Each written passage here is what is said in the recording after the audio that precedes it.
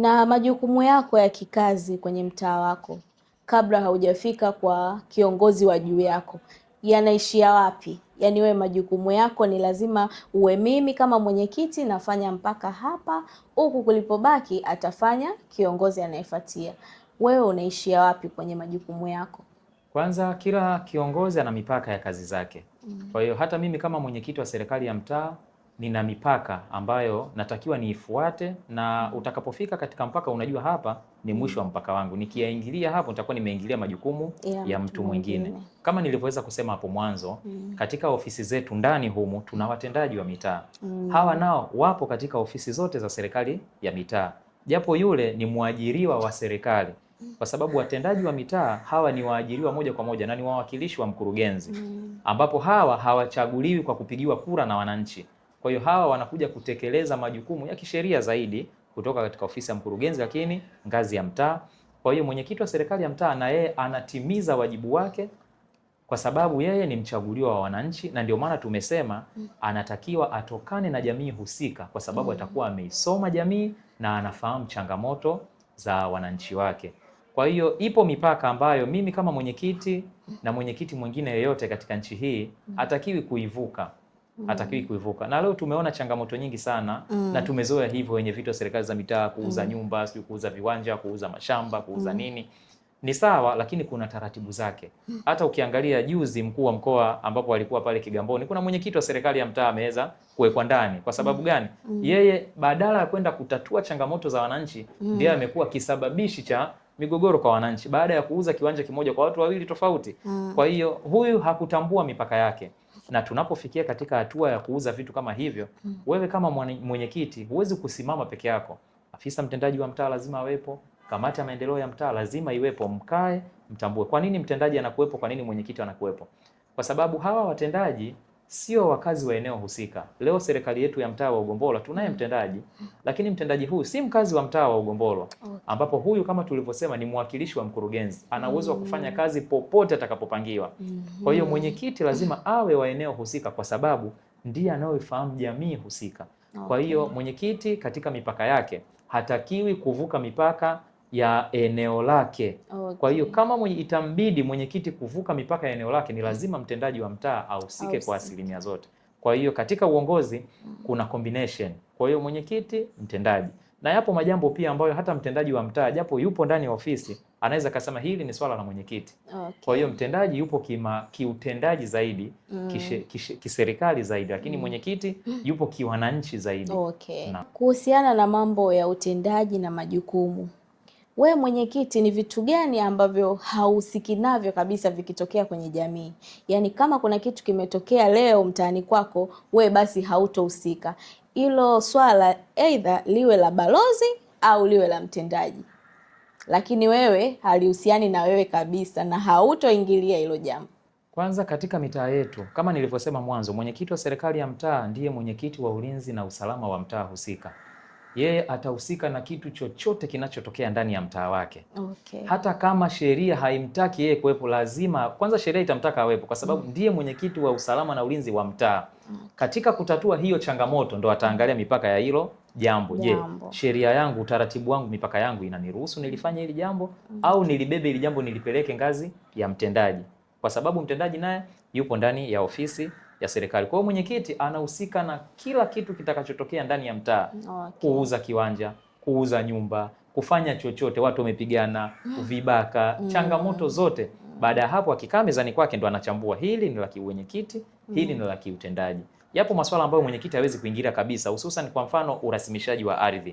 Mwenyekiti hawezi akashiriki kwa chochote. Yeye atakuwepo tu pale kuangalia, lakini kwa sababu tumesema mtendaji wa mtaa ni mwakilishi wa mkurugenzi, ipo mifumo maalum ambayo watendaji wote wamepewa katika simu zao, ambayo ataweza kurasimisha, atajua hapa ni kwa nani, ni kwa nani. Wenye vita hawajapewa hiyo option. Yes. Na katika mtaa wako ni changamoto gani hasa zimekuwa zikijirudia? Yaani kuna changamoto gani ambayo hiyo ni mzizi, yani inatokea leo mwenyekiti, kesho nasikia tena hiyo inatokea mara kwa mara? Ni changamoto gani? Katika mtaa wangu wa Ugombolwa zipo changamoto nyingi sana. Changamoto nyingi sana kwa sababu tunaongoza wananchi na tunafahamu wananchi wana changamoto nyingi sana. na ukiwa kama kiongozi unatakiwa usikilize na kupokea changamoto yoyote ambayo inafika mezani kwako. Mtaa wangu wa Ugombolo una wakazi 8109 Okay. katika kata yetu hii ya Segerea. Kwa sababu kata ya Segerea ina mitaa minne. Ina mtaa wa Segerea, ina mtaa wa Ugombolo, ina mtaa wa Machimbo pamoja na mtaa wa Migombani. Kwa hiyo mtaa wangu wa Ugombolo ni mmoja wa mtaa ambao unapatikana ndani ya kata ya Segerea. Na una wakazi 8109. Kwa hiyo ukiangalia wakazi 8109 ni watu wengi sana. Japo tukiangalia katika takwimu ndio mtaa wenye wakazi wachache sana. Kwa hiyo mimi kama mwenyekiti kiukweli napokea changamoto nyingi sana, lakini changamoto nyingi ambazo wananchi wangu wanazo na ni masuala ya kawaida sana ambayo tukikaa tuna uwezo wa kuyasolve, lakini changamoto kubwa ambayo inajitokeza ni nyingi. Naweza nikazimention japo sio kwa kuzidadavua. Kwanza, migogoro kati ya wapangaji na wenye nyumba. Hili swala limekuwa likijirudia sana. Kuna wenye nyumba wamekuwa ni miungu watu. Kuna wenye nyumba wanawaonea sana wapangaji, lakini pia wapo wapangaji wanaowaonea wenye nyumba. Hilo ni swala ambalo limejitokeza sana. Huwezi ukamaliza wiki bila kupokea kesi ya mwenye nyumba na mpangaji. Lakini swala jingine kubwa na ni ambalo limekuwa likijitokeza mara kwa mara ni swala zima la mikopo umiza. Wengi wamezoea kuita kausha damu. Ni changamoto kubwa sana ambayo imejitokeza ndani ya mtaa wangu wa Ugombolo. Na naweza nikasema si mtaa wangu tu Ugombolo, mitaa mingi. Wenye vitu wenzangu ambao wanaangalia interview hii watakiri changamoto hizi za mikopo umiza zimekuwa ni changamoto kubwa ambazo zimekuwa zikiwasilishwa katika maofisi yetu kila kukicha. Lakini changamoto kubwa nyingine ambao huwa inajirudia ni kuvunjiana tu heshima za hapa na pale, wananchi kutukanana, kuto tu kuheshimiana na vitu kama hivyo. Migogoro ya ardhi ilikuwepo hapo nyuma, lakini kwa sasa tayari tunafahamu mipango miji imeweza kuweka mambo vizuri. Ni mambo machache sana ambayo yanaripotiwa katika mtaa wangu, migogoro ya ardhi, migogoro ya mipaka, huyu amezidi hatua 2, amezidi hatua 3. Hizo tunazipokea lakini si kwa asilimia kubwa. Lakini changamoto kubwa sana ambazo tunazipokea kwa sasa kiukweli ni masuala ya mikopo umiza, lakini pia wenye nyumba na wapangaji. Haya ndio tunayoyashughulikia kila kukicha. Katika hiyo migogoro ambayo ndio imekuwa yani inatokea mara nyingi kwenye mtaa wako, tuanze hapo kwenye mikopo umiza hapo. Mlishawahi kufika sehemu gani ya juu kutokana na hao wenye changamoto hiyo, wanaodaiwa na wanaodai, kesi ikaja kwako mwenyekiti, iliweza kufika mpaka hatua gani au solution huko mbele ilikuwaga nini? Labda watu wanaweza wakajifunza kwamba ikitokea changamoto kama hiyo kwao, wakianza kwa mwenyekiti, mwisho wa siku wataenda kufanikiwa sehemu gani? Kwanza kama tulivyosema, mikopo umiza imekuwa ni mikopo ambayo na ni kesi ambazo zinaripotiwa katika ofisi yangu na tunapokea changamoto hizo kila siku na tunasuluhisha kesi hizo. Tatizo hili limekuwa ni kubwa sana, lakini mimi kama mwenyekiti wa mtaa na kamati yangu ya maendeleo ya mtaa tumekuwa tukijitahidi kwa asilimia kubwa sana kuhakikisha kesi hizi zinapofika ofisini kwetu mara nyingi tunazimaliza hapa ofisini kwetu. Ni kesi chache sana ambazo zinatoka hapa ofisini kwetu tunazipeleka baraza la kata kimaamuzi zaidi. Lakini mimi kama mwenyekiti nikiri katika uongozi wangu sijawahi kuchukua kesi ya mwananchi wenye mikopo umiza ikaenda mbali zaidi kufika aidha polisi sijui wapi, hapana. Mara nyingi kwangu zinamalizika mwisho baraza la kata.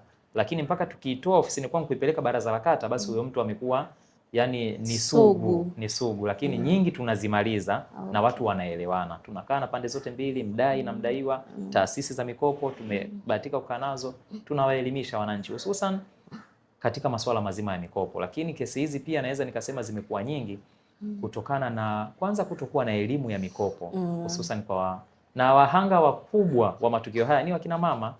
Ndio wahanga wakubwa wa mikopo umiza. Kwa hiyo tunakaa nao, tunawaelimisha na ndio maana hata serikali kuu Mheshimiwa Rais ametenga fedha kuhakikisha fedha hizi zimeelekezwa halmashauri. Tumeona kuna watu wamezoea kuziita fedha za mama ambazo zinaenda 10% hizi kwa vijana, wakina mama pamoja na watu wenye ulemavu. Ni fedha ambazo zinatoka kwa ajili ya kuwasaidia hao wakina mama, wananchi hao na watu wenye ulemavu. Japo watu wanaona kama fedha hizi zinachelewa, lakini ni fedha ambazo zipo.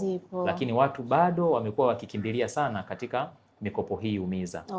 Naam. Jambo jingine ambalo nilikuwa napenda utufahamishe hapa ni kwamba pia katika familia kwenye familia kuna migogoro.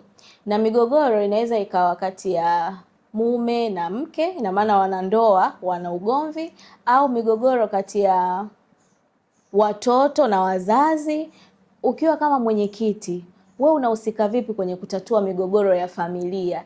Kwanza tukianza na swala la mke na mume, ina maana ndoa, pia wazazi na watoto. Kama umeshawahi kupokea kesi kama hivyo, tunaomba kujua kesi kama hizo huwa unazitatua vipi? Kama nilivyoweza kusema tena na nitaendelea kurudia tena na tena, mwenyekiti wa serikali ya mtaa Ugombolwa ndiye mwenyekiti wa ulinzi na usalama wa mtaa husika. Usalama wowote lazima mwenyekiti ahakikishe mtaa wake upo. Lakini kupokea changamoto na kutatua migogoro yote inayotokea ndani ya mtaa, kwa sababu tunapozungumzia changamoto na migogoro yote inayotokea ndani ya mtaa, ina maana inatokea kwa wananchi kwenye mafamilia yao. Lakini pia zipo kesi kama hivyo ulivyosema, kesi za kimahusiano, kesi za kindoa, tunazipokea pia ofisini kwetu, kwa sababu ndio kazi ambayo tumewiwa kuifanya, na ndio moja ya kazi kuenda kutatua changamoto kama hizo tunazitatua. Na kwa nini hizi kesi zinafika hapa ofisini? Zinafika hapa ofisini mara tu baada ya hawa watu kuto kuelewana nyumbani. Wanaona sasa hapana, kuna mmoja sasa anaileta kesi ofisini. Lakini hizi kesi zinaweza zisifike ofisini, wanaweza wakamalizana wenyewe nyumbani. Lakini kwa sasa hivi tu teknolojia zimekuwa na nini, watu wa kuwekana, mahusiano yanawekwa kwenye status, mahusiano yes. Lakini tumesahau mila na desturi zetu sisi kama Waafrika, sisi kama Watanzania. Tuna mila na desturi zetu. Laiti kama tungekuwa tukifuata mila hizi, kesi hizi za kimahusiano, kesi hizi za unyumba kuja serikali ya mtaa, mimi nahisi ingekuwa ni historia sana. Kwa sababu tuangalie wazee wetu walikuwa wanafanya nini pindi wanapogombana. Zipo njia ambazo zikitumika zitapunguza foleni ya hawa wanandoa, hawa wana mahusiano kuja katika ofisi ya serikali ya mtaa. Japokuwa mwenyekiti yupo kisheria na anatakiwa pia kutatua changamoto hizo za kimahusiano. Na ndio maana nimesema kwa nini tusifuate wazazi wetu walikuwa wanafanya nini pindi wanapokosana. Kwanza kukosana kupo, sisi ni binadamu, hakuna binadamu mwenye sifa malaika. Wote tuna sifa za kibinadamu na tuna mioyo ya nyama. Kwa hiyo huenda mkapishana Kiswahili nyumbani. Lakini je, vipi mnavyopishana Kiswahili? Hatua zipi za kuchukua? Wapo wazazi, leo tumekosana hivi, mimi na mke wangu tumekosana. Niende serikali ya mtaa moja kwa moja? Hapana. Hebu anzeni kutatua changamoto hizi nyinyi wawili kwanza. Ikishindikana, kila pande ina wazazi, iteni watu wazima. Leo tumeona kuna wajomba, kuna mashangazi, kuna wakwe wapo, kuna washenga. Ina maana mpaka unakuja serikali ya mtaa, ina maana je, ulitumia njia zote zimeshindikana? Sidhani kama wangeweza kufuata njia hizo, serikali ya mtaa leo hii tusingekuwa tunatatua changamoto za kimahusiano. Lakini tumekuwa tukitatua changamoto nyingi za kimahusiano kwa sababu ya watu tu kuamua kuishi tu kidigitali, kuja kuangazana. Kwa hiyo kimda mwingine mkikaa nyinyi kama nyinyi, unajua kueleza matatizo yako pia kwa binadamu kama hivi, pia mda mwingine ni aibu. Kwa sababu ni masuala nyeti tunayapokea, kuna masuala mengine ni mazito sana tunayapokea. Lakini kwa sababu mwenyekiti huwezi kuingia ofisini bila kuapishwa, lazima ule kiapo cha kuweza kutunza siri za wananchi wako. Kwa hiyo tunayafahamu mengi sana, mengi sana. Lakini pia nichukue nafasi hii kuwaomba wananchi wangu wa mtaa wa Ugombolwa, hususan katika migogoro hii ya kimahusiano, tufuateni taratibu ambazo wazazi wetu walikuwa wakizitumia. Unapokosana na mwenza wako, unapokosana na mtu ambaye upo kwenye mahusiano naye, hebu jaribuni kushirikisha familia kwanza kabla hamjaja ofisi ya serikali ya mtaa. Iteni wazazi pande zote mbili. Sidhani kama itashindikana. Huyu mwanamke ana watu wazima, huyu mwanamume ana watu wazima. Lakini pia ikishindikana hivyo, twendeni kimungu zaidi. Dini zimeeleza mnapogombana nini kinatakiwa kifanyike. Laiti kama tungeyafuata hayo, ninaamini 100% ofisi ya serikali ya mtaa tusingekuwa tunapokea changamoto za kimahusiano. Hususan kwa mfano vitabu vyote vya dini vinaelezea changamoto hizi za kimahusiano. Watu wakikosana nini kifanyike? Kwa mfano sisi Waislamu tukisoma hata katika Suratul Nisaa kule, Mungu alielezea mtu anapokosana na mkewe nini kinatakiwa kifuate. Watapotokea hawa wamekorofishana na mkewe, wanatakiwa fuate mambo mawili. Kwanza atoke hakimu upande wa mwanamume na atoke hakimu upande wa mwanamke. Pande zote mbili, kila mtu atoe mtu mmoja, mtu mzima mwenye busara, si mtu mzima tu, mtu mzima mwenye busara. Wakae hawa, waelezane changamoto za vijana wao. Lakini Mungu aliwapa mamlaka hawa, watakapoelezwa lile jambo, maamuzi watakayoyatoa hawa, basi Mungu atakuwa ameyabariki. Ina maana kutokana na kesi ilivyo, kama wataamua bwana hawa walipofikia embo waachane, pia Mungu amewabariki. lakini watakapofikia hapana, hebu hawa ni watoto wamekosea, tuwarekebishe, waendelee. Kwa hiyo niwaombe tena wananchi wangu wa mtaa wa Ugombolo, tunapopata changamoto za kimahusiano, tunapopata changamoto za kindoa katika majumba yetu, tufuate kwanza taratibu za kifamilia. Itakaposhindikana tuje kwenye vitabu vya Mungu. Utakapoona sasa huko ndio umeshindwa, karibuni sana ofisini, tunazipokea na tutazitatua changamoto zenu. Okay.